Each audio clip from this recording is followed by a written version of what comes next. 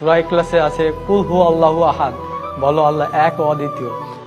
আর ঋগ্বেদে আছে একং ব্রহ্ম দ্বিতীয়ং নাস্তি নেহেনা নাস্তি কিঞ্চং, সৃষ্টিকর্তা মাত্র একজন, ওই দ্বিতীয় কেউ নেই, কিঞ্চিত পরিমাণেও নেই।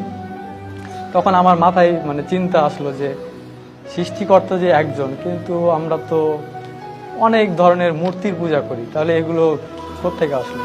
অথচ বেদে আছে নাচ্চি কাচ্চি জাদিতা না জাদিপা নাস্তি প্রতিমা আস্তি, সৃষ্টিকর্তার কোনো প্রতিকৃতি নেই, কোনো ছবি নেই, কোনো মূর্তি নেই, কোনো ফটোগ্রাফি নেই, কোনো আইডলস নেই। তাহলে আমরা কেন এই ভ্রান্তিক বিষয়গুলো নিয়ে পড়ে থাকবো?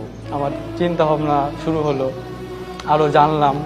হিন্দু ধর্মের কল্কি অবতার নামে একটা বই আছে, ওই কল্কি অবতারে একটা শেষ অবতার যার নাম হবে নরসংসা।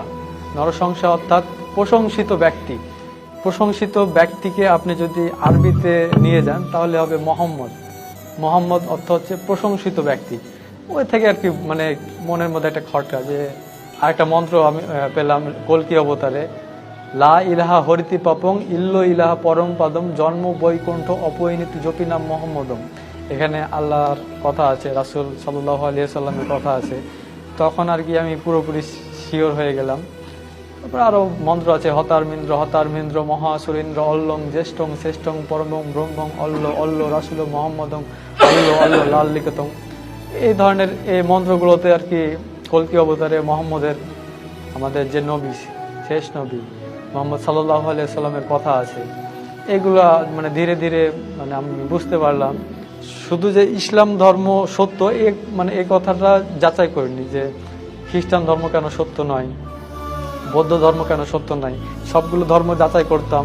বিভিন্ন পাদ্রীরা প্রশ্ন করতো ডক্টর জাকির নায়েককে, বিভিন্ন ধর্মের যাজকরা আসে প্রশ্ন করতো যে ডক্টর জাকির নায়েক যেসব উত্তর দিতেন কোরআন হাদিস থেকে, আশ্চর্যজনক। ইসলাম ধর্ম যে সত্য এটা যে তিনি বুঝিয়েছেন, এই কথাটা এইটা আমার মাথায় গেঁথে গিয়েছিল। এরপরে আমি ইউটিউবে একটা চ্যানেল পেলাম হেদায়েতের পথে। এখানে গিয়ে এক আমার দিনী ভাই আব্দুর রহমান ভাইয়ের ওনার সাক্ষাৎকারটা আমি দেখলাম।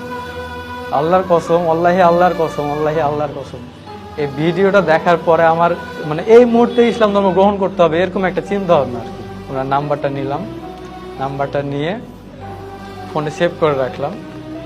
তো তার পরের দিন আমি মাঠের মধ্যে গিয়ে ভাইকে ফোন দিলাম। বাড়িতে থাকলে হয়তো কেউ জানবে বা আমার কথা শুনে হয়তো কেউ আমাকে বিভ্রান্ত করার চেষ্টা করবে। তো আমি ফোন দিলাম ভাইকে, ভাইয়ের সঙ্গে যোগাযোগ